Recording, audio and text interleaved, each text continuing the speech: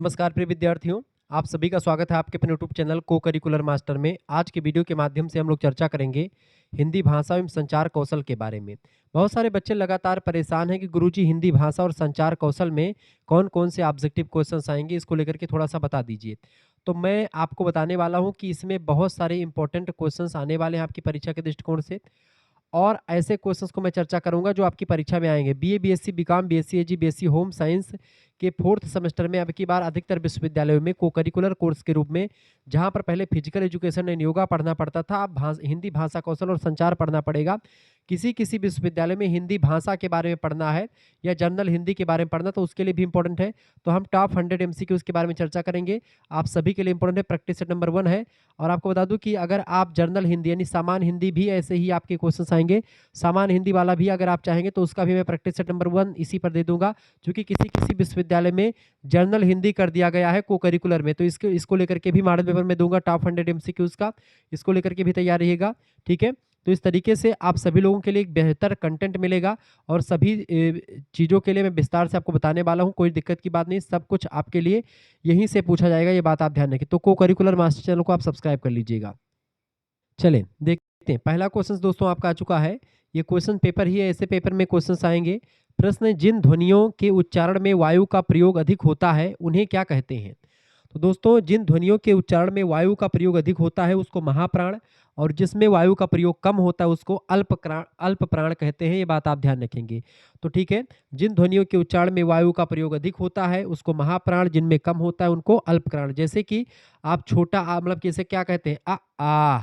अब छोटा आ में अल्प प्राण है, चूंकि कम ध्वनि मतलब कि कम हवा बाहर निकलती है, महाप्राण में ज्यादा वायु बाहर निकलती है। तो महाप्राण ध्वनियां जो होती हैं जिसमें उच्चारण के समय में वायु ज्यादा बाहर निकलती हो या अधिक वायु का प्रयोग होता हो उसको महाप्राण ध्वनि, जिसमें कम वायु का प्रयोग होता है उसको अल्प प्राण ध्वनि कहा जाता है।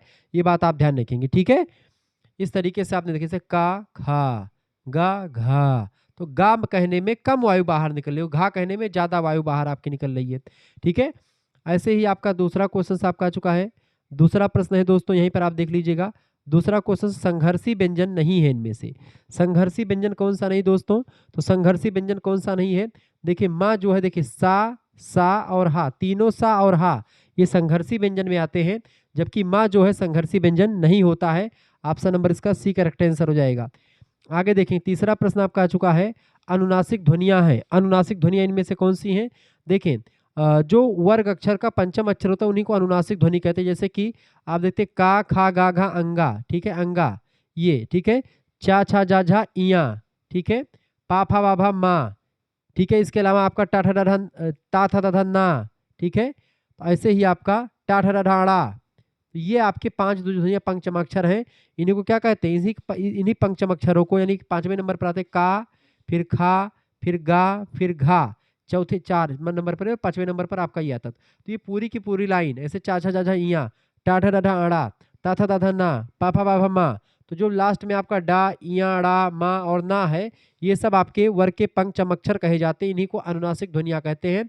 ऑप्शन नंबर इसका डी करेक्ट आंसर हो जाएगा। ठीक है, आगे देखते हैं। चौथा नंबर क्वेश्चन आपका आ चुका है।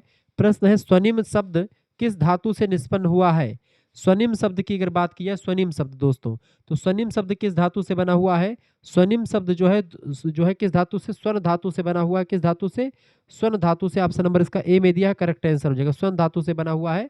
अब आगे पांचवा क्वेश्चन आप देख लीजिएगा। यहाँ पर आप देखें क्वेश्चन, पांचवा नंबर प्रश्न है, आज की शब्दावली में स्वतंत्र अव्यय को कहा जाता है, बताएंगे। प्रश्न है, आज की शब्दावली में स्वतंत्र अव्यय को क्या कहते हैं? तो स्वतंत्र अव्यय को दोस्तों क्या कहते हैं? निपात कहते हैं। मतलब आज की शब्दावली में स्वतंत्र अव्यय को निपात कहा जाता है। ऑप्शन नंबर इसका डी करेक्ट आंसर हो जाएगा। छठा नंबर क्वेश्चन आपकी स्क्रीन पर आ चुका है। प्रश्न है दोस्तों, कर्म के अभाव और सद्भाव के आधार पर क्रिया के कितने भेद होते हैं? तो कर्म के अभाव और सद्भाव के आधार पर क्रिया के कितने भेद होते हैं, फटाफट से आप बताएंगे। तो क्रिया के 2 भेद होते हैं। ऑप्शन नंबर इसका बी करेक्ट आंसर हो जाएगा, सकर्मक क्रिया और अकर्मक क्रिया। ठीक है, अगला क्वेश्चन, 7वां नंबर प्रश्न आपका आ चुका है। रूप परिवर्तन के कारण है, 7वां नंबर, रूप परिवर्तन का कारण इनमें से क्या हो जाएगा? देखिए, सरलता का आग्रह, नवीनता का आग्रह और सादृश्य, ये तीनों जो होते हैं ये रूप परिवर्तन के कारण है। किसी भी चीज का रूप परिवर्तन तब होता है जब सरल चीजें आती हैं सामने, नवीन चीजों को लेना होता है, या सादृश्य यानी एक जैसे होते। तो डी ऑप्शन उपयुक्त सभी करेक्ट आंसर होगा।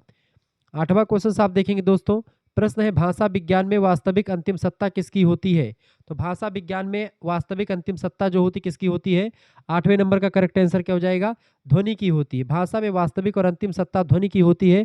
ऑप्शन नंबर इसका ए करेक्ट आंसर हो जाएगा। जिन बच्चों ने ए लगा दिया है उनका बिल्कुल राइट आंसर है। ठीक है, आगे बढ़ते हैं और भी चीज़ों को जानने का प्रयास करते हैं।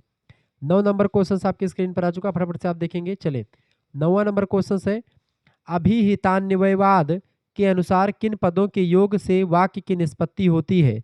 अभिहितान्वयवाद के अनुसार किन पदों के योग से वाक्य की उत्पत्ति होती है दोस्तों? तो किन पदों के योग से? देखिए, आकांक्षा, योग्यता और आसक्ति, इन सभी पदों के योग से वाक्य की निष्पत्ति होती है। ऑप्शन नंबर इसका डी करेक्ट आंसर होगा। बगल में ही क्वेश्चन से देखते चले साथ में। वाक्य के भेद होते हैं। वाक्य देखिए, कर्तवाच्य, कर्मवाच्य और भाववाच्य, ये सभी वाक्य के भेद होते हैं। 12 नंबर का डी ऑप्शन बिल्कुल राइट आंसर होगा। ठीक है, ऐसे ही प्रश्न आएंगे। 13 नंबर देख लीजिए, भाषा की न्यूनतम इकाई कौन सी है? भाषा की न्यूनतम इकाई दोस्तों, ध्वनि को भाषा की न्यूनतम इकाई कहते हैं।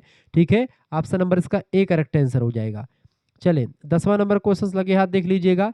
यास्क ने निरुक्त में पद के कितने विभाग माने हैं? यास्क बताएं, 10वां नंबर प्रश्न है आपका। यास्क ने निरुक्त में पद के कितने विभाग माने हैं? इसका करेक्ट आंसर हो जाएगा 4 विभाग माने हैं। बी ऑप्शन राइट आंसर हो जाएगा। 14 नंबर क्वेश्चन आप देखेंगे, भाषा विज्ञान में काल्पनिक सत्ता किसकी होती है? तो भाषा विज्ञान में काल्पनिक सत्ता जो होती है बेटा, वर्ड की काल्पनिक सत्ता होती है। ऑप्शन नंबर इसका बी करेक्ट आंसर हो जाएगा 14 नंबर का। ठीक है, अगला क्वेश्चन आप 15 नंबर प्रश्न देख लीजिए लगे हाथ। कंठ ध्वनियों में जिह्वा स्पर्श करती है। कंठ ध्वनि, कंठ, तालु, मूर्धा, दंत, ओष्ठ, ये सब चीजें होती हैं। अब इसमें बताने का, कंठ ध्वनियों में जिह्वा स्पर्श करती है किसको? तो जिह्वा जो होती कंठ ध्वनियों में कंठ को स्पर्श करती है। 15 नंबर का सी ऑप्शन करेक्ट आंसर होगा। कंठ, तालु, दंत, मूर्ध, देखे कंठ से आप देखिए का, खा, गा, घा, अंगा, आप ये पांचों अक्षर बोलेंगे, का, खा, गा, घा, अंगा, ये कंठ से निकलती है ध्वनियां। ठीक है, इसके अलावा अगर आप और थोड़ा सा आगे बढ़ेंगे, ठीक है, दंत से कौन सी? ता, था, दा, धा, ना, ये सब दंत ध्वनियां हैं। ठीक है, ऐसे ही आप देखते हैं पा, फा, बा, भा, मा, ये सब ओष्ठ ध्वनियां हैं, ओठों से निकला बोला जाता है। ठीक है, ये सब चीजें ध्यान रखेंगे। यहीं पर 11 नंबर क्वेश्चन आपका छूट गया था। आज की शब्दावली में आख्यात को कहा जाता है। आज की शब्दावली में दोस्तों आख्यात को क्या कहते हैं? 11 नंबर का बी ऑप्शन करेक्ट आंसर होगा, क्रिया कहते हैं। ठीक है, बी ऑप्शन करेक्ट आंसर हो जाएगा। चलें, को करिकुलर मास्टर चैनल पर आप देख रहे हैं ये लेक्चर्स और बहुत ही बारीकी के साथ मैं समझा रहा हूँ। 16 नंबर प्रश्न है, स्पृष्ट शब्द का सही संधि विच्छेद क्या होगा? 16 नंबर, स्पृष्ट शब्द का सही संधि विच्छेद होगा आपका।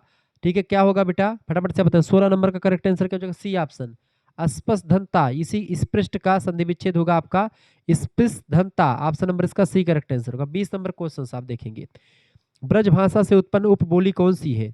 ब्रज भाषा से उत्पन्न जो उपबोली है, जैसे भुक्सा, राठौरी, जुडार, ये तीनों भाषाएं ब्रज भाषा से उत्पन्न उपबोली में आती हैं।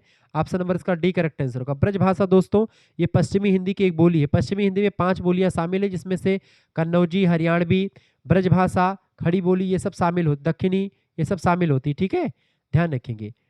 17 नंबर क्वेश्चन है, मालवी बोली से उत्पन्न उपबोली कौन सी है? मालवी बोली से 17 नंबर, मालवी बोली से आप देखते हैं सोडवानी, रागड़ी, पाठवी, ये सब जो है मालवी बोली से उत्पन्न है।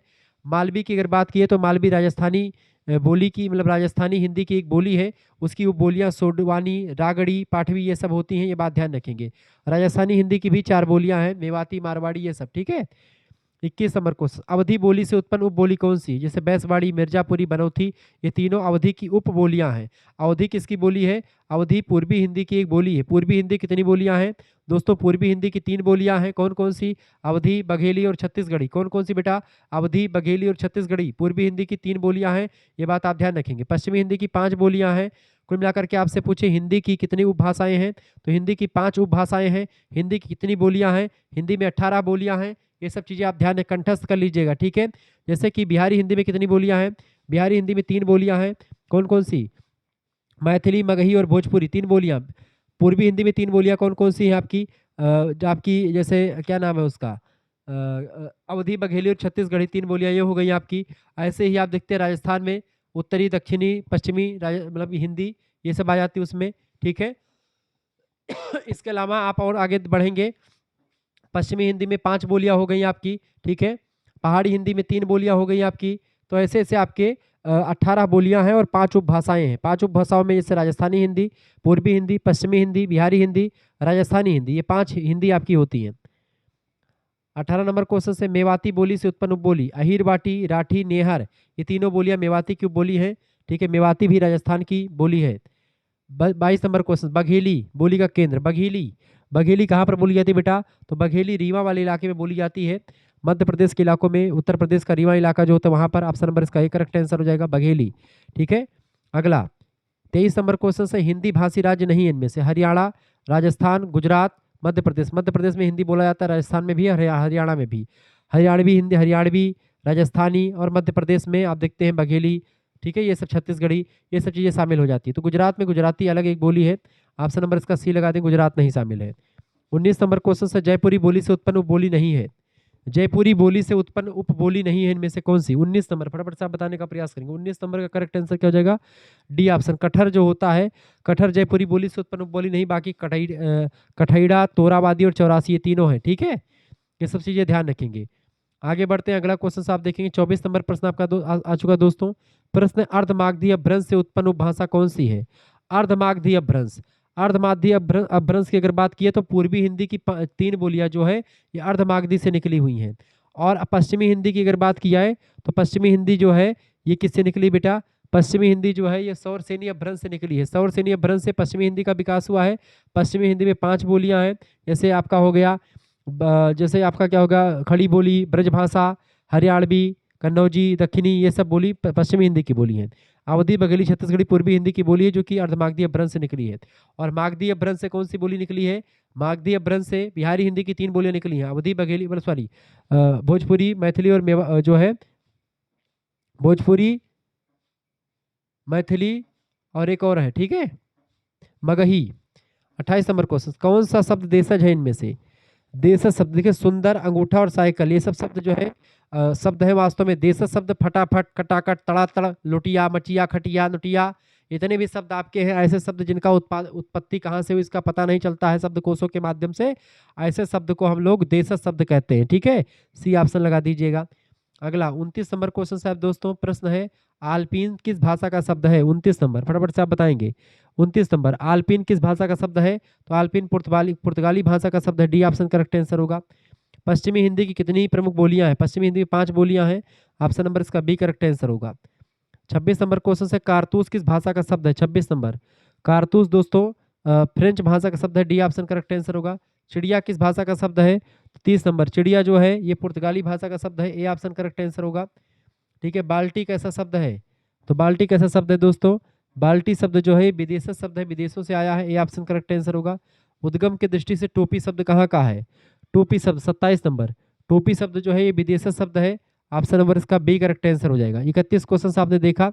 आगे बढ़ते हैं और भी चीजों को जानने का प्रयास करते हैं। आगे बढ़ते हैं और भी प्रश्नों को। अब देखिए, संचार के कुछ क्वेश्चंस को मैं बता देता हूं आपको। तो हिंदी भाषा और संचार आप में पढ़ना है। ठीक है, संचार, हिंदी भाषा कौशल एवं संचार। तो भाषा कौशल से तमाम 32 क्वेश्चन हमने देखा। अब ऐसे ही भाषा कौशल और संचार से मिसलेनियस क्वेश्चन देखेंगे हम जो परीक्षा में आने वाले हैं, देखेंगे। तो 32 क्वेश्चन वो हो गए थे। अब और मैं उसके आगे बढ़ता हूँ, फिर और कुछ क्वेश्चन उससे देखेंगे। ठीक है, वाक्य है, वाक्य क्या होता है बेटा? बताएं, फटाफट से आप बताने का प्रयास करेंगे। इसका करेक्ट आंसर क्या हो जाएगा? वाक्य है, वाक्य क्या होता है? सभी लोग बताने का प्रयास करेंगे, वाक्य क्या है, बताइएगा। चलें आगे देखते। पहला क्वेश्चन क्या है आपका? वाक्य है। वाक्य क्या है दोस्तों? तो वाक्य शब्दों का एक ऐसा समूह है जो संपूर्ण विचार संप्रेषित करता हो, उसी को वाक्य कहते हैं। A group of word that communicate a complete thought, option number इसका बी करेक्ट आंसर हो जाएगा। ठीक है, अगला क्वेश्चन आप देखेंगे दोस्तों। अगला प्रश्न आपकी स्क्रीन पर आ चुका, दूसरा नंबर प्रश्न है। प्रश्न है, चेहरे के द्वारा प्रस्तुत किया जा सकता है क्या? दूसरा नंबर, चेहरे के द्वारा क्या प्रस्तुत किया जा सकता है? अभिव्यक्तियां जो होती हैं चेहरे के द्वारा जो है एक्सप्रेशंस जो होते हैं चेहरे के द्वारा प्रस्तुत किए जा सकते हैं, ऑप्शन नंबर इसका डी करेक्ट आंसर हो जाएगा। तीसरा क्वेश्चन आप देखेंगे दोस्तों, प्रश्न है, समूह विमर्श हमें किसी के विचार, व्यवहार तथा किसको जानने में सहायता करता है? तो इसका करेक्ट आंसर हो जाएगा, व्यक्तित्व को जानने में, पर्सनालिटी को जानने में सहायता करता है। चौथा क्वेश्चन से, केंद्रित शिक्षण को कहा जाता है? चौथा नंबर, केंद्रित शिक्षण को क्या कहते हैं बेटा? केंद्रित शिक्षण को क्या कहते हैं? अंतरक्रिया शिक्षण कहते हैं, ऑप्शन नंबर इसका सी करेक्ट आंसर हो जाएगा। 5 नंबर क्वेश्चन आप देखिए, पांचवा प्रश्न है, कक्षा कक्षवाद विवाद है। 5वां नंबर, कक्षा, कक्ष, वाद विवाद इनमें से कौन सा है? 5वां नंबर, फटाफट से आप बताने का प्रयास करेंगे। तो विमर्श आधारित शिक्षण होता है, ऑप्शन नंबर इसका ए करेक्ट आंसर हो जाएगा। 6ठा नंबर क्वेश्चन आपकी स्क्रीन पर आ चुका है, विमर्श पद्धति बढ़ाता है। विमर्श पद्धति क्या बढ़ाता है दोस्तों? फटाफट से आप बताने का प्रयास करेंगे। विमर्श पद्धति क्या बढ़ाता है? विमर्श पद्धति बढ़ाता है क्या? छात्र अधिगम को, स्टूडेंट लर्निंग को, मोटिवेशन यानी प्रेरणा को, और अंडरस्टैंडिंग एंड स्टूडेंट थिंकिंग को, छात्र की सोच और समझ को, सभी को बढ़ाता है विमर्श पद्धति। ऑप्शन नंबर इसका डी करेक्ट आंसर होगा। 7वां नंबर क्वेश्चन से साक्षात्कार की तैयारी का मार्ग है। साक्षात्कार की तैयारी का मार्ग होता है सेवा संबंधी विवरण की समीक्षा, उत्तरों का अभ्यास, उचित वेशभूषा। ऑप्शन नंबर इसका डी राइट आंसर होगा। 8वां नंबर क्वेश्चन से साक्षात्कार के लिए सर्वोत्तम युक्तियां कौन सी हैं? साक्षात्कार के लिए सर्वोत्तम युक्तियां शीघ्र पहुंचने की योजना बनाएं। ठीक है, सभी प्रश्न सावधानीपूर्वक जो है सुने और सकारात्मक बने रहना, ताकि और नकारात्मक टिप्पणी से बचना। डी ऑप्शन पर सभी करेक्ट आंसर होगा। समूह विमर्श का क्या लक्षण है? 9वां नंबर, समूह विमर्श का लक्षण सक्रिय सहभागिता। बी ऑप्शन करेक्ट आंसर हो जाएगा।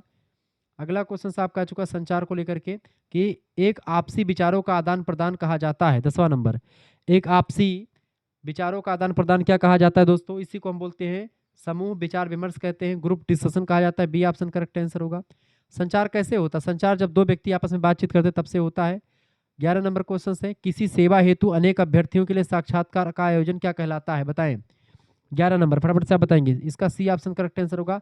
इसी को ग्रुप इंटरव्यू, समूह साक्षात्कार कहते हैं।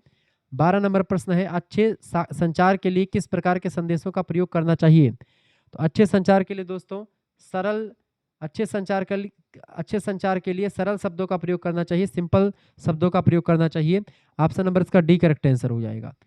अगला क्वेश्चन आपकी स्क्रीन पर आ चुका है, फटाफट से आप देखेंगे। 13 नंबर, पत्र प्रेषण संचार का प्रकार है।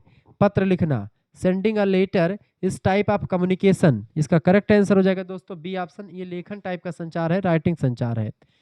ठीक है, 14 नंबर प्रश्न है आपका, अच्छे संचार की विशेषताएं। स्पष्ट होना चाहिए संचार, बिल्कुल ठीक है।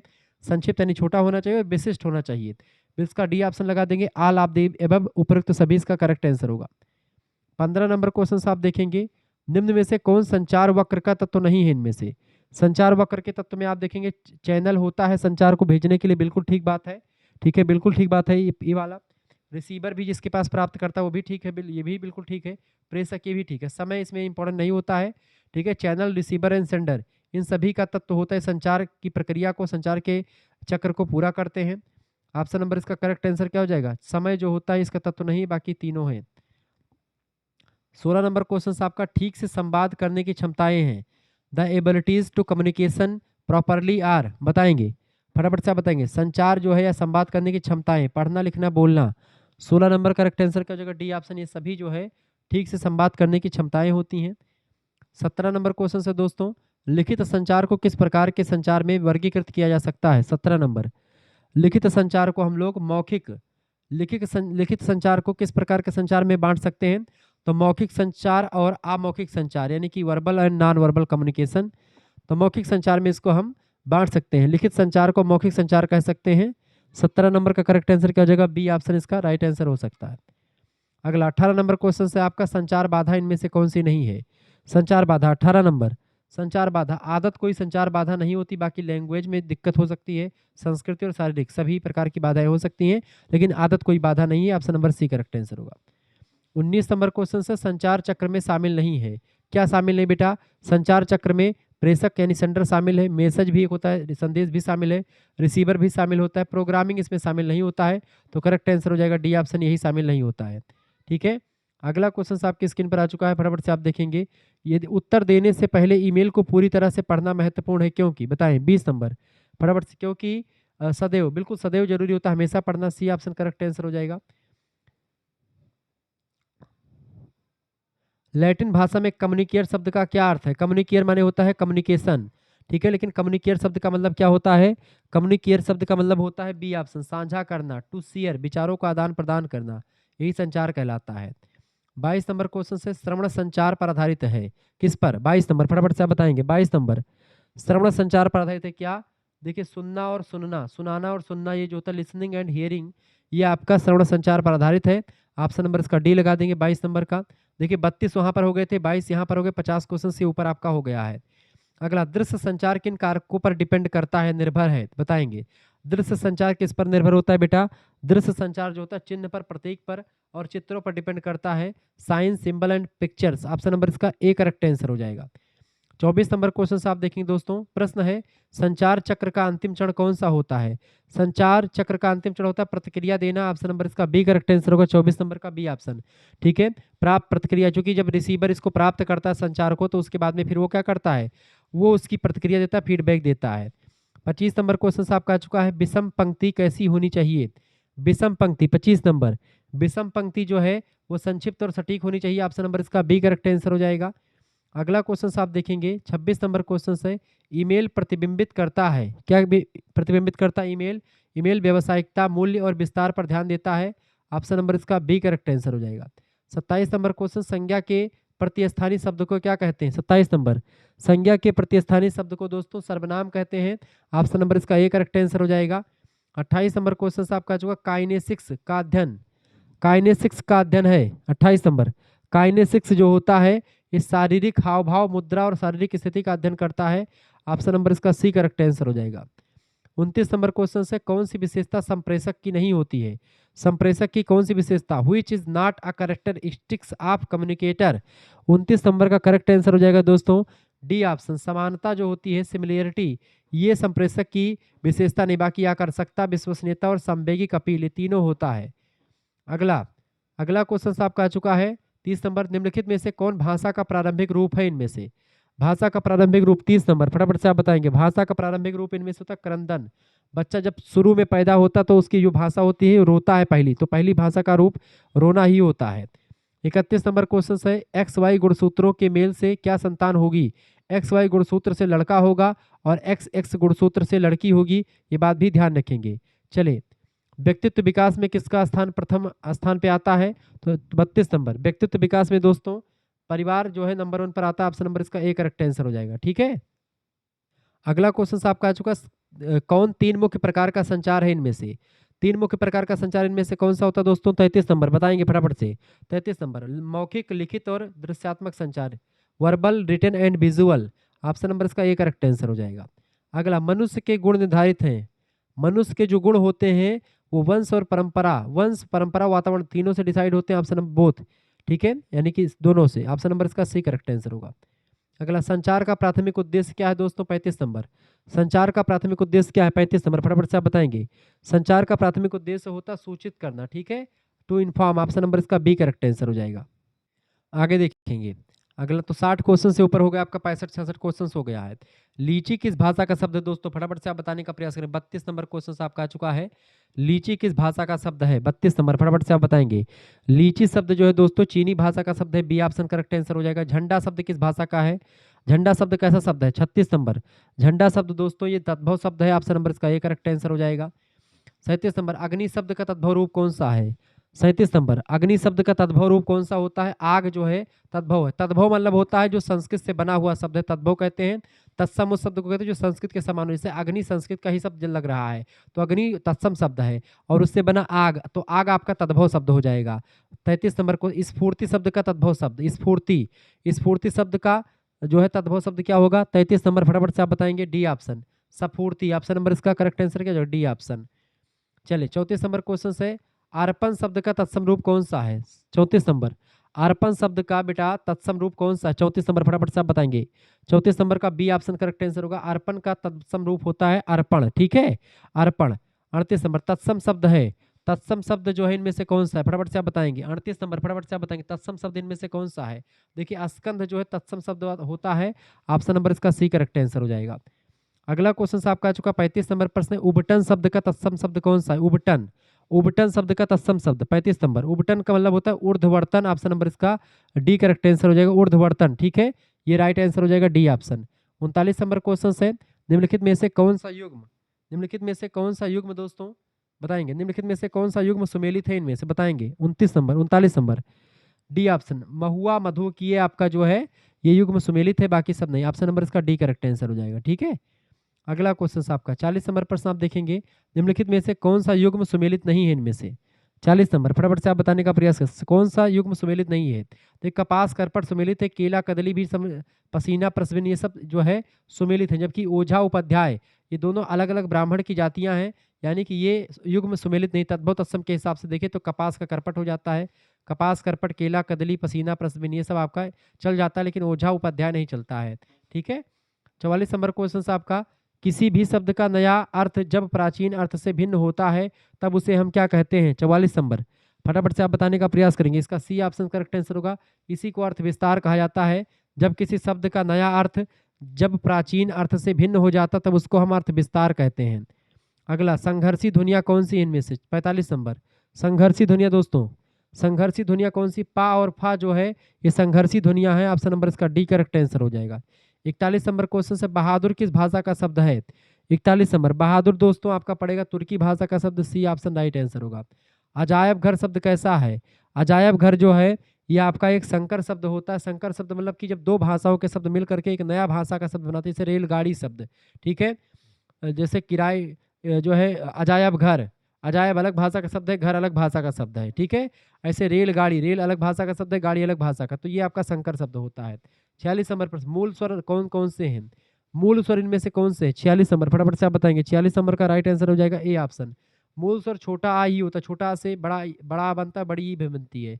इसका ए ऑप्शन करेक्ट आंसर होगा। छोटा आ मूल स्वर है। छोटा आ मूल स्वर यही होता है आपका, इसी से बड़ा आ बनता है, इसी में दो मिला करके। ठीक है। और ऐसे ही छोटी ई, ठीक है, छोटा ऊ, ये सब आपके जो है मूल स्वर में आते हैं। अगला, संयुक्त स्वर कौन सा इनमें से? संयुक्त स्वर देखिए, छोटा आ, छोटी ई और छोटा ऊ ये सब मूल स्वर हैं, जबकि संयुक्त स्वर इनमें से कौन सा होगा? ए जो होता है संयुक्त स्वर हो इनमें से। ऑप्शन नंबर इसका डी करेक्ट आंसर हो जाएगा।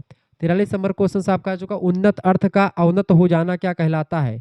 43 नंबर फटाफट से आप बताने का प्रयास करेंगे। उन्नत अर्थ का अवनत हो जाना क्या कहलाता है? 43 नंबर फटाफट से आप बताएंगे। 43 नंबर का राइट आंसर क्या हो जाएगा दोस्तों? 43 नंबर का ए ऑप्शन करेक्ट आंसर हो जाएगा, अर्थापकर्ष। उन्नत अर्थ का अवनत हो जाना क्या कहलाता है? अर्थापकर्ष कहलाता है। इसका ए ऑप्शन करेक्ट आंसर हो जाएगा। ठीक है। चले आगे देखते हैं। 48 नंबर क्वेश्चन से आपका आ चुका है, जिन ध्वनि चिन्हों के द्वारा मनुष्य परस्पर विचार विनिमय करता है उसे भाषा कहते हैं। यह कथन किसका है? 48 नंबर फटाफट से आप बताएंगे। बाबू राम सक्सेना जी का कथन है। ऑप्शन नंबर इसका बी करेक्ट आंसर हो जाएगा। संस्कृत के भांस धातु से निष्पन्न शब्द कौन सा है? संस्कृत के भांस से बना हुआ भाषा शब्द। ए ऑप्शन करेक्ट आंसर हो जाएगा। 51 नंबर क्वेश्चन से दोस्तों, भाषा की दृष्टि से स्रोतग्राह्य को सर्वश्रेष्ठ प्रतीक माना जाता है। भाषा की दृष्टि से स्रोतग्राह्य को सर्वश्रेष्ठ प्रतीक माना है। किसने माना है? 51 नंबर का करेक्ट आंसर हो जाएगा डी ऑप्शन, हेनरी स्वीट ने माना हुआ है। ये बात आप ध्यान रखेंगे। अगला क्वेश्चन आपका आ चुका है 93 नंबर क्वेश्चन से, दंतोष्ठ व्यंजन है इनमें से। दंतोष्ठ व्यंजन कौन सा दोस्तों? 93 नंबर देखेंगे। दंतोष्ठ व्यंजन इनमें से कौन सा हो जाएगा आपका? वा। वा बोलेंगे तो दंत और ओष्ठ दोनों से मिलेगा। दा, दा बोलेंगे तो केवल दंत व्यंजन है। ठीक है। रा बोलेंगे तो रा आपका ये भी नहीं आएगा। छा, छा भी नहीं आएगा। वा शब्द बोले, वा वा वा वा शब्द में आपकी थोड़ी सी जीभ आपकी दांत पे टिकती है और आपका ओंठ भी पूरा काम में रहता है। ऑप्शन नंबर इसका डी करेक्ट आंसर होगा। 97 नंबर क्वेश्चन है, संवहन ध्वनि का संबंध है। संवहन ध्वनि का 97 नंबर, संवहन ध्वनि का जो संबंध है वायु तरंगों से, बिल्कुल सी ऑप्शन करेक्ट आंसर हो जाएगा। 94 नंबर प्रश्न है, आभ्यंतर प्रयत्न का प्रकार नहीं है। आभ्यंतर प्रयत्न का प्रकार इनमें से कौन सा नहीं है? आभ्यंतर प्रयत्न, तो इसका डी ऑप्शन स्पृष्ट नहीं है। बाकी विवृत, ईसत विवृत और ईस्त स्पृष्ट ये तीनों होते हैं, जबकि स्पृष्ट नहीं होता है।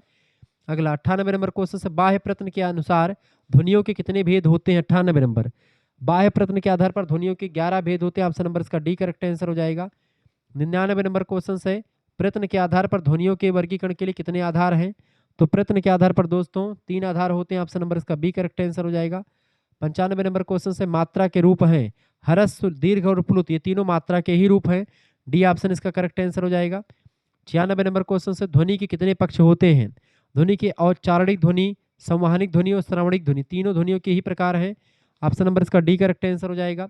लास्ट क्वेश्चन आपका 100 नंबर क्वेश्चन से दोस्तों, आरोही स्वर को क्या कहते हैं? आरोही स्वर को उदात्त स्वर कहते हैं। ऑप्शन नंबर इसका ए करेक्ट आंसर होगा। अभी और भी क्वेश्चन पेपर में और भी मैं आपको ऑब्जेक्टिव टाइप का वीडियोस और भी दूंगा। अभी आपके 100 क्वेश्चन कंप्लीट नहीं हुए हैं। 80 क्वेश्चन से ऊपर होगा, 90 क्वेश्चन तक तैयार होगी। 10-12 क्वेश्चन और आपका बचा, उसको भी मैं करवा दे रहा हूँ। तीव्र गति से बता रहा हूँ चूंकि मेरे पास समय भी बहुत कम है, इसीलिए मैंने सोचा कि आपके लिए लेक्चर्स दे ही दिया जाए, चूंकि आपकी परीक्षा के लिए बहुत ही हेल्पफुल होगा ये। ठीक है, ये बात आप ध्यान रखेंगे। चलिए देख लीजिए, गया जिले की बोली कौन सी है? 85 नंबर क्वेश्चन। गया जिले की बोली कौन सी बेटा? गया जिले की बोली है मगही। हिंदी की कितनी उपभाषाएं हैं? हिंदी की 5 उपभाषाएं हैं और 17 मतलब 18 उपबोलियां हैं। ठीक है। 86 नंबर क्वेश्चन है, मौखिक ध्वनियों को जिन चिन्हों के द्वारा लिख करके प्रकट किया जाता है उन्हें क्या कहते हैं? उन्हें क्या कहते हैं बेटा? उन्हीं को लिपि कहते हैं। ये ऑप्शन 86 नंबर का करेक्ट आंसर क्या हो जाएगा? 86 नंबर का, बिल्कुल 86 नंबर का ए ऑप्शन करेक्ट आंसर होगा। हिंदी वर्णमाला में घोष वर्ण कितने हैं? हिंदी वर्णमाला में घोष, इनमें से बताएं। घोष वर्ण कौन से हैं? और सघोष, घोष और अघोष, ये 2 प्रकार के वर्ण होते हैं। घोष को ही सघोष कहते हैं और अघोष जो होता है वो 2 होते हैं। ठीक है। तो आप देखेंगे 90 नंबर का करेक्ट आंसर क्या हो जाएगा दोस्तों? 90 नंबर का बताएंगे सी ऑप्शन। गा, घा और अड़ा, यानी कि जो जैसे पहला अक्षर और दूसरा अक्षर ये आपका होता है अघोष। ठीक है। जैसे का, खा ये आपका अघोष है, जबकि गा, घा, अंगा ये आपका सघोष या घोष में आता है। ठीक है। तो पहला और दूसरा यानी का, खा हो गया। ठीक है। चा, छा हो गया। ठीक है। इसके अलावा आपका जो है पा और फा हो गया। ठीक है। तो ये सब आपके अघोष में आएंगे, जबकि सघोष में आपके 3, 4, 5। ठीक है। ये आपके आएंगे। 3 नंबर पे आप देखिए 3 पे गा आएगा, फिर 4 पे घा आएगा और 5 पे ये आएगा। ये चीज़ें ध्यान रखेंगे। आगे देखिए 91 नंबर क्वेश्चन से, हिंदी वर्णमाला में स्वर इनमें से कौन सा नहीं है? हिंदी वर्णमाला में छोटा आ और बड़ा आ ये स्वर में आते हैं। ठीक है। जबकि जो ये है आपका आहा, ये अयोग वाह होता है, ये हिंदी वर्णमाला में स्वर नहीं आगत है। सी ऑप्शन करेक्ट आंसर होगा। 87 नंबर क्वेश्चन से, कौन सा शब्द मानक नहीं है इनमें से? इनसे मानक शब्द है, उनको, उन्होंने, तीनों मानक शब्द हैं, जबकि इनने कोई मानक शब्द हिंदी में नहीं प्रयोग होता है। तो ये करेक्ट आंसर हो जाएगा बी ऑप्शन। अगला 88 नंबर क्वेश्चन से आपका आ चुका भैया। प्रश्न है, हिंदी भाषा किस लिपि में लिखी जाती है? तो हिंदी भाषा जो है वो देवनागरी लिपि में लिखी जाती है। ऑप्शन नंबर इसका बी करेक्ट आंसर हो जाएगा। 92 नंबर क्वेश्चन से दोस्तों, निम्नलिखित में से किस बोली को खल्लाटी भी कहा जाता है? निम्नलिखित में से किस बोली को खल्लाटी कहते हैं दोस्तों? तो खल्लाटी किसको कहते हैं? 92 नंबर, फटाफट से आप बताएंगे। सी ऑप्शन, छत्तीसगढ़ी को खल्लाटी भी कहते हैं। इस तरीके से आपने बहुत सारे प्रश्नों को समझ लिया है। आगे बढ़ते हैं और भी चीज़ों को जानने का प्रयास करते हैं। चलें, संचार के प्रश्न में से आप देखेंगे किसका तात्पर्य शब्द विहीन संचार है? इनमें से ऑब्जेक्ट संचार या शाब्दिक संचार, मौखिक संचार, लिखित संचार। 45 नंबर, फटाफट, means communication without words. 45 number का करेक्ट आंसर क्या हो जाएगा? फटाफट से आप बताएंगे। बिल्कुल, अशाब्दिक संचार, नॉन वर्बल कम्युनिकेशन जो होता है, मीन्स मतलब विदाउट वर्ड, यानी बिना वर्ड के ही बातचीत हो, उसको बोलते हैं नॉन वर्बल कम्युनिकेशन, अशाब्दिक संचार। बी ऑप्शन करेक्ट आंसर होगा। 46 नंबर क्वेश्चन से, पार भाषा का अर्थ क्या है? 46 नंबर, पार भाषा का अर्थ क्या है बेटा? पार भाषा का अर्थ होता है बी ऑप्शन, आवाज की तीव्रता, स्वरमान आदि से जुड़ी विशेषताएं। ठीक है। जैसे आपका वॉइस का टोन कैसा है, पिच कैसा है, कब कितना तेज बोलते, कितना धीमे बोलते, ये सब आपका आता है इसमें पार भाषा में। ऑप्शन नंबर इसका बी करेक्ट आंसर होगा। 47 नंबर क्वेश्चन से आपका आ चुका है, मेहराबियन के अनुसार अशाब्दिक और शाब्दिक संप्रेषण, संप्रेषण माने संचार, का अनुपात होता है। 47 नंबर, फटाफट से आप बताने का प्रयास करेंगे। सी ऑप्शन 9307, ऑप्शन नंबर इसका सी करेक्ट आंसर हो जाएगा। अगला क्वेश्चन से आपका आ चुका है। प्रश्न है दोस्तों, प्रश्न क्या आपसे पूछा गया है, सभी लोग देखने का प्रयास करेंगे। संचार का उद्देश्य है, संचार का उद्देश्य क्या होता है? संचार संचार का उद्देश्य 48 नंबर, संचार का उद्देश्य होता है प्राप्तकर्ता को सूचना प्रदान करना। ठीक है। ऑप्शन नंबर इसका ए करेक्ट आंसर हो जाएगा। 49 नंबर क्वेश्चन से दोस्तों प्रश्न है, संचार प्रक्रिया किसे कहते हैं? संचार प्रक्रिया संप्रेषक, सूचना और प्राप्तकर्ता, कम्युनिकेशन, मैसेज एंड रिसीवर, तीनों को मिला करके तब संचार प्रक्रिया बनती है।